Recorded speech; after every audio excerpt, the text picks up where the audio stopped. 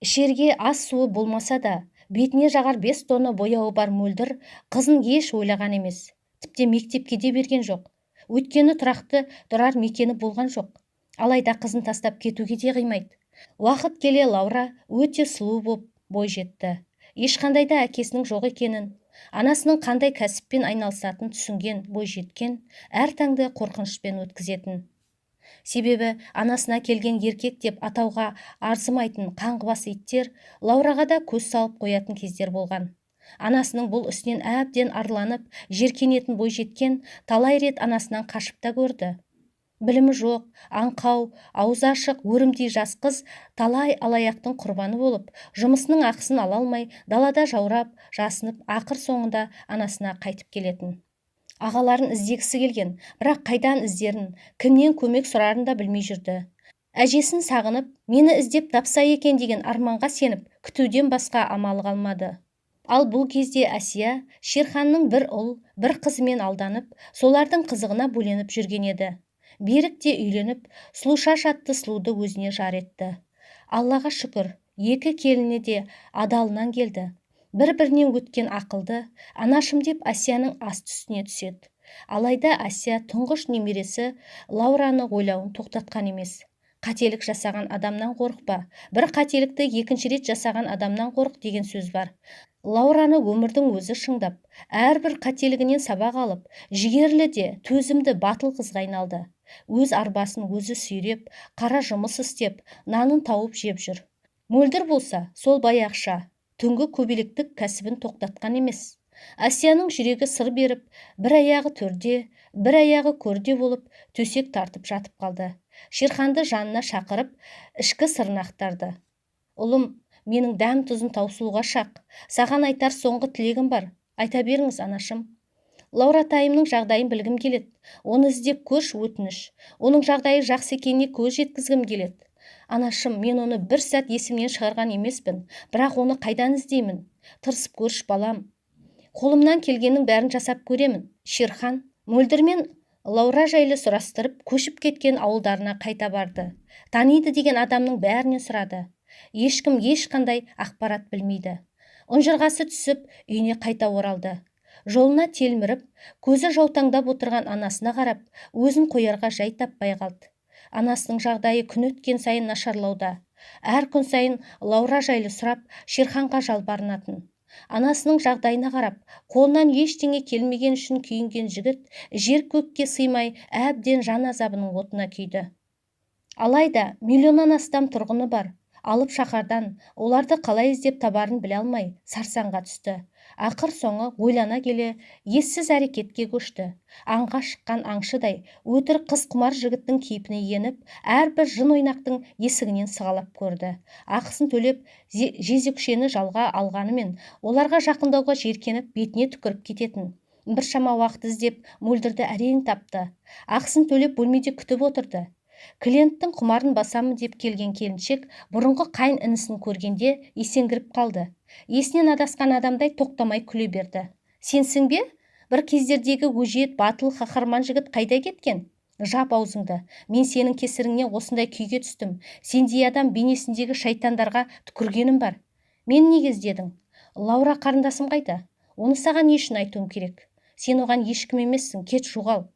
Мені күш көрсетуге мәжбүр етпе, жаныңның барында айт. Айтпаймын, сендерге қызымды бермеймін.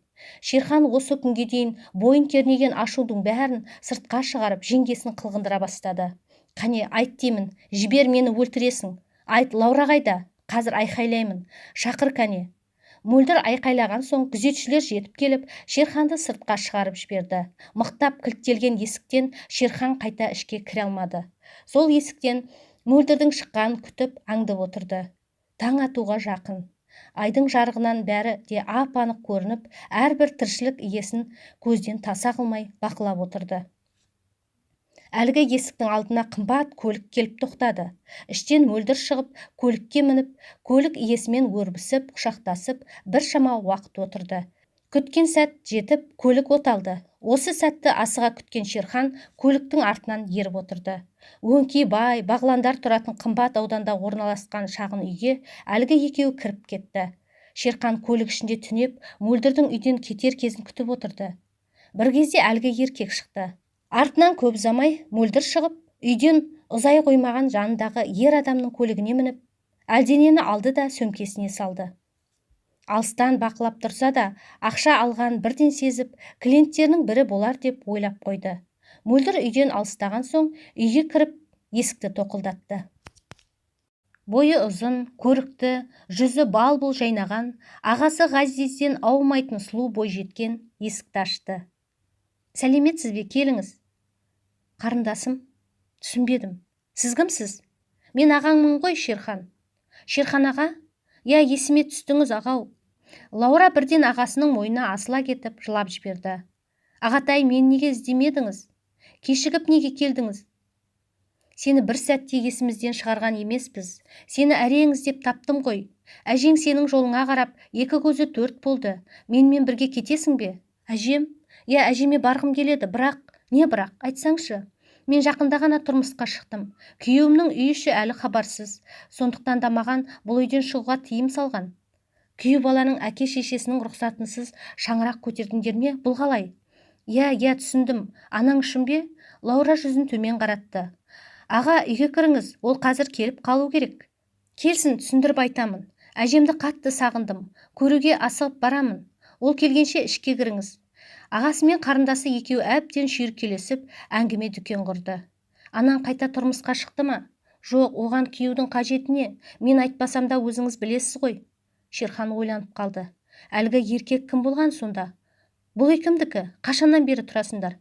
Бұл үйге жақында ғана көшіп келдік. Менің күйеуім сыйлады, солай ма? Сол сәтте сыртқы есіктің ашылғанын байқап, Лаура есік жаққа қарай жүгірді. Шерхан аға, міне, оның өзі де келді. Жан, білесің ғой, саған ағаларым жайлы айтып едім. Сол ағам мені іздеп келіпті. Есіктен кірген Лаураның күйеуін көрген бойда Шерхан орнынан атып тұрып күйеу баласының жағасына жармаса кетті. Аға, сіздің мұныңыз не? Оны не көрасіз? Күйеуім дегенің осы адам ба? Мен бұл итті анаңның көңілдесінің бірі болар десем, неге олай дейсіз? Мен сені табу үшін анаңның артынан аңдып жүрдім. Кеше ғана екеуі көлікте жабысып сүйісіп отырды. Өз көзіммен көрдім. Бұл қалай сонда? Жоқ, аға, не айтып тұрсыз? Айтқан шыныңды. Ана арсыз қатын екеуің не бүлдіріп жүрсіңдер? Қандай жоспар құрдыңдар? Оған не үшін ақша төледің жаңа ғана? Ақша дейсіз бе?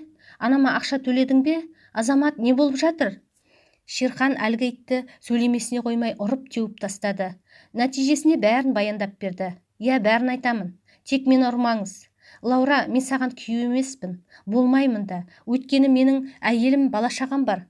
Құдай тас төбемнен ұрсын мені. Мені кешірші. Мен тек сенімен уақыт өткізу үшін ғана жүрмін. Мұның бәріне анаң кінәлі. Сенімен мауқымды басқан соң өтірік жанжалдасып айырылысып кетуіміз керек болған. Енді міне бәрін өзің білесің. Мен саған сендім ғой. Бұлай істеуге қалай дәтің барды? Оңбағандар. Шерхан әлгі жігітті иттей етіп өлімші сабап, Лаураны ертіп үйден шығып, өз үйіне алып барды.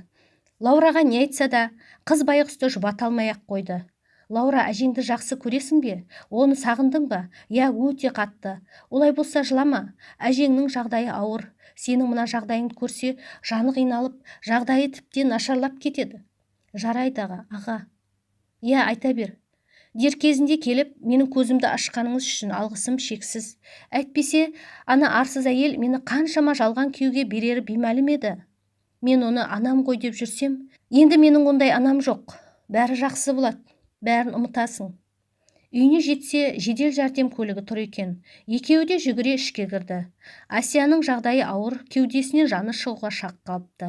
Немере қызын көріп, қолын әрең көтеріп, Лаураның жүзін сипады да, күлімдеп тұрып, жан тәсілім етті. Әжесімен қаншама жылдан кейін енді ғана қауышқан байғұс қыз, әжем-ай деп ботадай боздап қала берді. Шерхан мен бауырлары Лаура үшін бәрін жасады.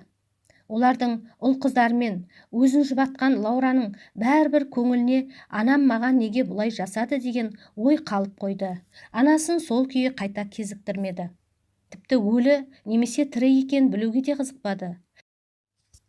Шерхан мен Беріктің келіншегі үнемі Лаураға қамқор болып, ақылдарын айтып, өмірге деген құштарлығын оятты.